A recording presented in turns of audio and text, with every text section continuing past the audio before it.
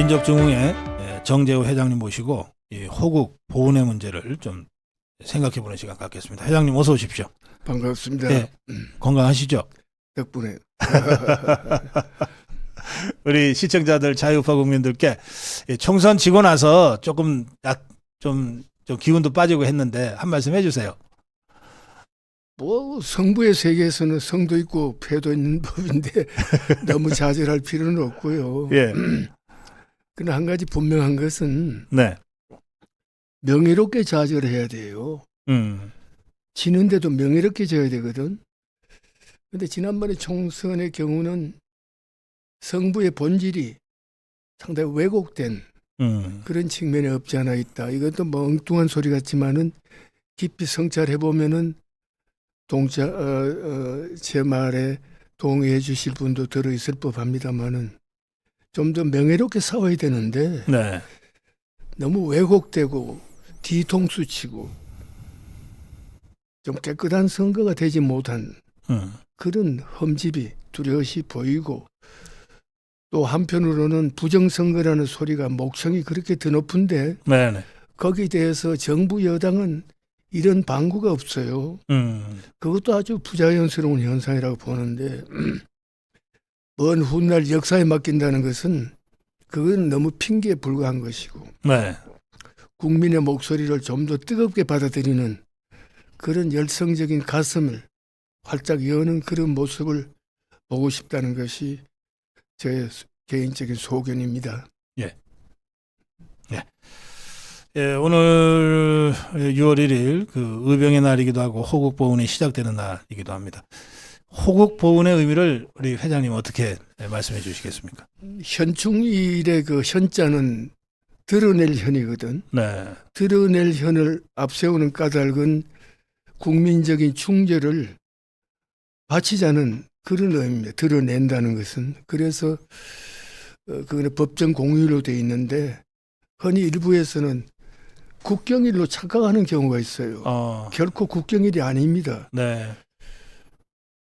결의와 나라 사랑의 마음의 뿌리를 새삼스럽게 다지는 엄숙한 시간이지요. 그리고 감사할 줄 아는 시간이어야 하는데 오늘 방송에 출연하려고 서둘러 지하철을 타고 오는데 한 50대 중반쯤 돼 보이는 사람들이 전화를 주거니 받거니 해요. 네. 거기서 무슨 소리가 나온 거 아니? 내일 모레면 현충일 노는 날 아니냐? 빨간 날. 노는 날. 예, 빨간 날. 예. 그날 우리 한판 벌리자. 한판 벌리자고요? 그러니까 술 먹고 뭐 노름하자는 얘기인지 한판 네. 벌리자 뭐 이런 얘기가 들리는데 나는 거기서 상당히 그 마음의 좌절을 느꼈어요. 50대 후반이면 우리 주류 사회의 한 기퉁이를 담보하는 참 치열한 생각을 가져야 될 연배 친구들이 현충일을 노는 일로 착각하고 있다는 데에서 나는 개인적으로 굉장히 실망을 했습니다. 예. 그래서 현충일은 결의와 나라 사랑의 마음의 뿌리를 새삼스럽게 뜨겁게 달구는 그러한 엄숙한 시간이 되었으면 하는 것이 네. 현충일의 참뜻이 아닌가 그렇게 생각합니다. 네. 회장님은 우리 그 5천년 역사로 이제 시야를 넓히면 너무 넓으니까요. 이 지금의 대한민국 건국 이후 대한민국에서 진정한 호국 영웅은 누구라고 생각하십니까? 영웅? 예. 그래서 영웅이라는 단어에 대한 해석은 뭐 여러 가지가 있을 수 있겠습니다만은 자기를 개인적인 명예나 어떤 그 행복 추구 그 차원을 뛰어넘는 네. 숭고한 희생 정신을 가진 것이 영웅의 본질이 아닌가 싶습니다. 네. 그런 의미에서는 현충원에 묻혀 있는 무명 용사들에 대한 우리의 존경심이 바로 영웅을 향한 우리의 마음씨가 돼야 되지 않느냐, 뭐 그렇게 생각합니다. 네. 무명 용사들. 예, 현충원에 모셔져 있는 무명 용사들. 그렇습니다. 예. 그렇게 말씀하시니까 아직도 우리 산야에 그 6.25 전쟁 막바지에 너무 치열한 백병전들이 있었고 6.25 전쟁 그 전투지 산하에 지금도 10만 넘는 용사들이 아직 그 유골도 수습되지 않고 그러게 말이에요. 우리를 기다리고 있다고 하거든요. 그분들이야말로 진정한 영웅이라고도 생각이 됩니다. 그렇습니다. 예, 예.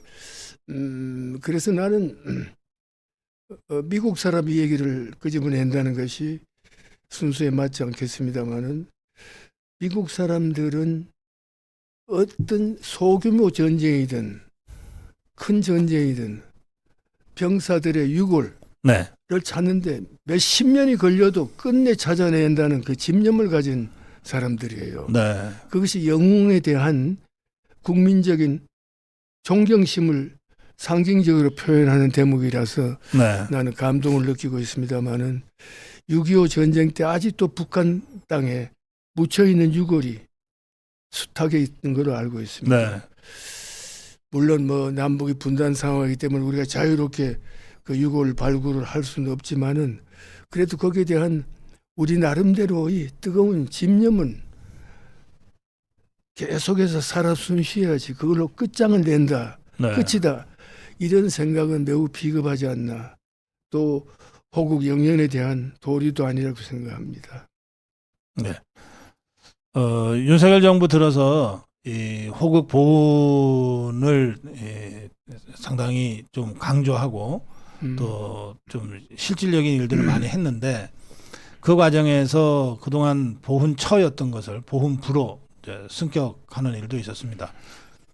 원래 그 보훈부의 역사를 더듬어 보면은 1961년 군사혁명 이후에 네. 8월에 군사원호청이라는 이름으로 보훈 업무를 담당하는 기구가 발족이 됐죠. 네. 그러다가 차츰 군사가 떨어져 나가고 원호처가 됐다가 그 다음에 정권이 바뀌면서 국가보훈처 또 차관급으로 했다가 처장을 또 장관급으로 오르내리는 그런 경우가 있었습니다마는 국방부 소관의 보훈 업무를 완벽하게 국가보훈처로 되돌리면서 부로 성격한 것은 네. 윤석열 정부 들어서 첫발이기 때문에 그러한 부격상의 의미를 나는 뜨겁게 받아들여야 된다고 봅니다. 예. 잘한 일입니다. 네. 이제 그러면서 이제 그 호국 보훈의 그 범위도 이제 전쟁에서 전사한 군인뿐만 아니라 그렇죠. 민주화 과정에서 희생당한 그렇습니다. 분들이라든지 그렇습니다. 또는 근대화 과정에서 희생당한 분들이나 뭐 이렇게 좀 범위가 좀 넓혀지고 또 넓어지고 깊어지고 이제 그래야 된다고 저도 생각합니다. 그런데 이번에 이제 엊그저께 20대 국회 마지막 날 그 더불어민주당이 강행 처리한 것 중에 보면 민주화 유공자법이 있거든요. 이거는 윤석열 대통령이 다른 세계 법안과 함께 거부권 행사를 했고 이제 폐기가 됐습니다. 근데 이제 그 과정에서 여러 논란이 있었는데 회장님은 그 문제는 어떻게 보셨습니까? 논란의 초점은 바로 이겁니다. 너무 그 폭넓게 따질 필요가 없어요. 국가 유공자입니까? 네. 그 유공자에 대해서는 국민적인 합의를 통한 존경심이 우러러 표현돼야 됩니다. 그렇습니다. 일방적인 강행에 의해서 합의를 거치지 않는 일방적인 강행은 존경을 받을 수가 없죠. 네. 그런 본질적인 문제에 대해서 민주당 쪽에서도 깊이 성찰해야 될 것이고 네. 말하자면 인해 전술로 가지고 모든 것을 끝내버리면은 국민적인 존경은 어디서 찾을 수 있겠습니까? 네. 그래서 나는 그런 것도 모처럼 국가보훈부가 성격이 됐기 때문에 5.18 유공자 문제까지도 포함해서 네. 폭넓게 수용을 해서 모든 업무가 일원화되었으면 좋겠습니다. 아, 예. 그게 분화가 되면은 네. 말이 많아요. 그래서 기왕에 5.16 유공자 문제가 나왔습니다마는 5.18. 지금 5.18 예. 그러면 지금 고 박사는 그 얼굴들을 다 기억하십니까? 이름들 잘 못합니다. 모르죠. 네. 저도 모릅니다. 네. 알고 싶어도 알 수가 없어요. 네. 감추어진 유공자를 우리가 존경할 수는 없지 않습니까? 유공자를 왜 감춥니까? 그러니까 예. 자랑스러운 얼굴을 향해서 마음속에서 우러나오는 경의를 표현하고 싶은 것이 우리의 심사인데 네. 대상이 없습니다. 네. 그냥 허공에 떠 있어요. 숫자가 몇 명인지 어떤 얼굴인지 이런 것이 세계 경제 10위권 문명 대국을 자처하는 이 나라의 현주소 가운데 한 귀퉁이에 존재한다는 것 자체가 네. 나는 매우 부자연스러워요. 그래서 그런 문제 5.18 유공자 또 이번에 강행 처리된 그 거부권 행사에서 재심에 붙여졌습니다마는 그 민주 유공자까지도 같이 네. 폭넓게 수용을 해서 국가보훈처로 넘어가서 네. 거기서 일원화된 사무가 집행돼야 그것이 효과적일 뿐더러 국민들이 바라보는 안목도 맑고 깨끗해질 겁니다. 네. 지금 현재 보면 5.18의 경우는 광주시청이 독과점하고 있지 네, 않습니까? 광주시가 그걸 관리하고 있습니다. 그거 안 되죠. 나는 존경을 하고 싶어요. 정말 존경을 하고 싶은데 얼굴을 모르겠어요.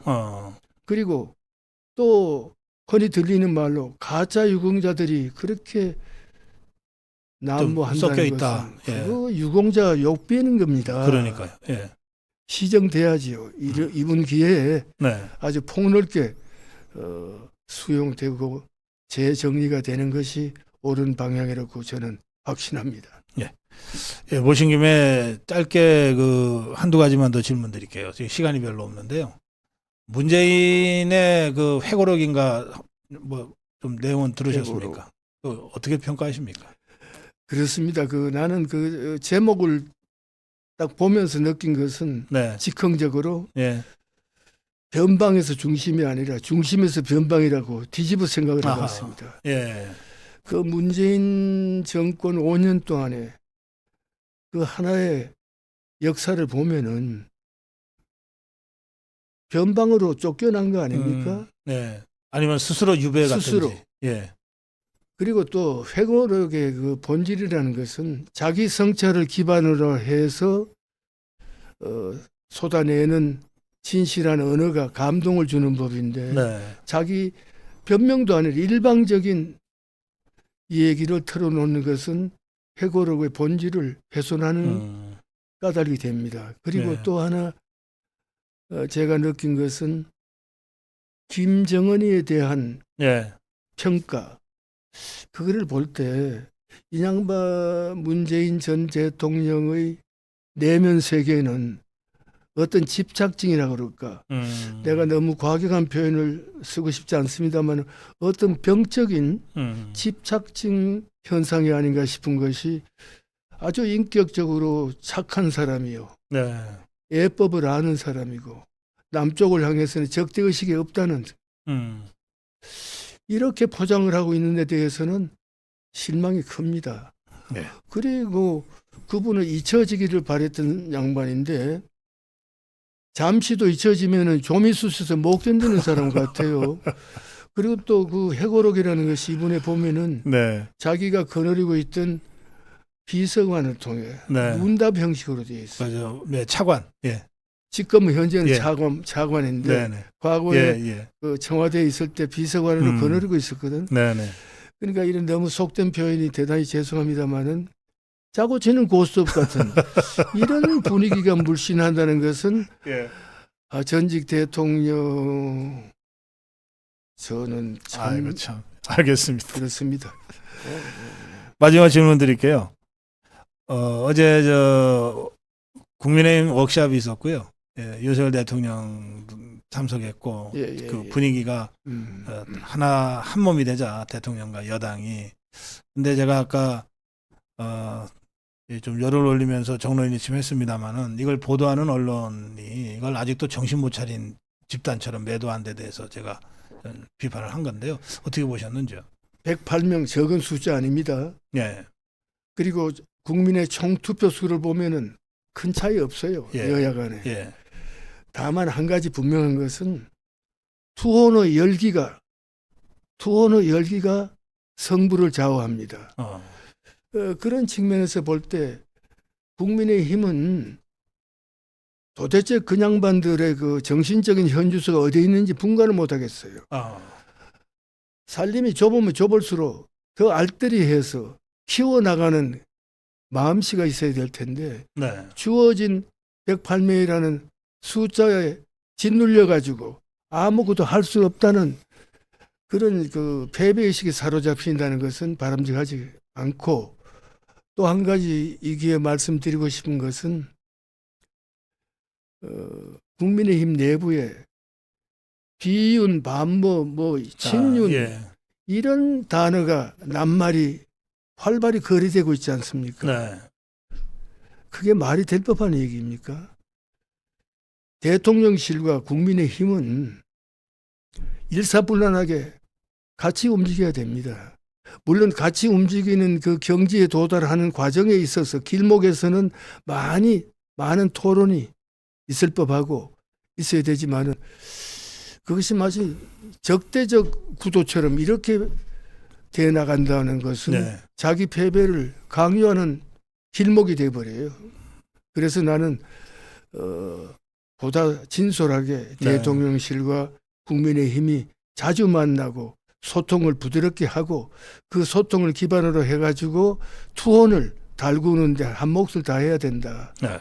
그것이 국민의힘이 당면한 극복해야 될 하나의 큰 과제라고 생각합니다. 네. 네, 회장님 시간이 다 돼서 우리 이 방송 보고 계시는 자유파 국민들께 마지막으로 한 말씀 하신다면 어떤 말씀 주시겠습니까? 나는 박정희 시대에 공법을 못지 않고 나름대로 걸어온 그런 발자취를 가졌다고 자부합니다. 그래서 그 어른의 정신을 오늘 되살리고 싶은데 일부에서는 독재자다라는 말이 아직도 있고, 그 독재자라는 외침에 대해서 그 박정희 대통령은 내 무덤에 침을 뱉으라는 짧은, 굵직하면서도 짧은 언어 속에 후세 사과의 몫으로 돌리는, 그리고 자기의 사생관을 조국과 민족을 위하여 내 일생을 바치겠다고 하는데, 그러한 시대적인 정신이 오늘 되살아났으면은 또 국민들도 그런 시각에서 오늘의 이 난국을 극복하는 데 뜻을 모아주셨으면 하는 것이 저희 개인적인 소감입니다. 네. 정규군이 못할 때 의병이 일어나잖아요. 의병. 예. 지금 우리 자유파 국민들이 나라 구하기 위한 현대판 근데 의병. 요즘 말이죠. 예. 그 민주당 쪽에 그 상황 노릇을 하고 있는 이해찬 전 총리가 네. 상임 고문이죠. 그냥 말이 겁도 없이 탄핵이라는 단어를 거침없이 쏟아내고 있어요. 네. 그리고 촛불혁명의 시즌 2를 외치고 있어요. 공개적으로. 네. 이거는 너무 극단적인 표현에 대해서 조심스럽습니다만은 내란 선동 아닙니까? 그리고 주어진 국민적인 합의를 통해서 성립된 대통령의 임기를 3년 아직도 남았다는 그런 길다. 끌어내려야 한다. 이런 원색적인 길다. 예. 언어를 거침없이 동원하는 세태가 됐어요. 네. 그러면은 난동을 일으키자는 거 아닙니까? 그럼 대통령은 헌법을 위반하는 난동에 대해서는 제어할 헌법적인 권리를 갖고 있어요. 네. 그게 비상대군입니다. 합법적인 겁니다. 네. 그렇게 되면은 이 나라가 또 한 번 큰 소용돌이 속에 묻힌다는 것을 생각하면 아찔한 순간이거든요. 절대 네. 그러한 일은 되풀이 돼서는 안 되는데, 그렇다면은 영향력이 있는 정계에 내놓으라는 사람들이 언어 사용에 조심하고 국민의 눈살을 찌푸리게 하는 그런, 나쁜 말로 버르장머리 없는 말은 쏟아내지 않았으면 좋겠다고 생각합니다. 예. 알겠습니다. 이 마지막 아주 정치권 전체를 향해서 따끔한 한 말씀을 해주셨네요. 말씀, 하실 말씀이 더 있으신 것 같은데. 이재명 씨는 3년 수준을 겪은 다병가고, 또 나름대로 멱살잡이를 통해서 정론 일갈도 할 줄 아는 사람인데, 자기 자신의 현실에 놓여 있는 처지를, 사법 리스크에 대해서 진지한 반성하는 그런 자세가 필요하다고 생각합니다. 6월 7일 날 이화영 전 경기도 네. 부지사에 대한 선고 공판이 있지 않습니까? 네. 네. 그것은 우리나라의 국가적인 명운을 그은 하나의 중대한 고비라고 생각하는데 그거를 앞두고 국민적인 합의를 깨는 그런 언행은 좀 조심해 줬으면 하는 것이 그 양반에 대한 저의 바람이고 네. 국민의힘 쪽에 보면은 아까도 언급을 했습니다마는 너무 산발적이에요. 집중력이 부실해. 집중력을 모아가지고 네. 국민들이 원하는 방향이 어딘지 거기에 대해서 매섭게 따지고 자기 성찰을 두껍게 가지고 가는 그러한 자세 변화는 촉구하고 싶습니다. 알겠습니다. 네네. 예, 회장님 오늘 여기서 마무리하겠습니다. 말씀 잘 들었습니다. 네.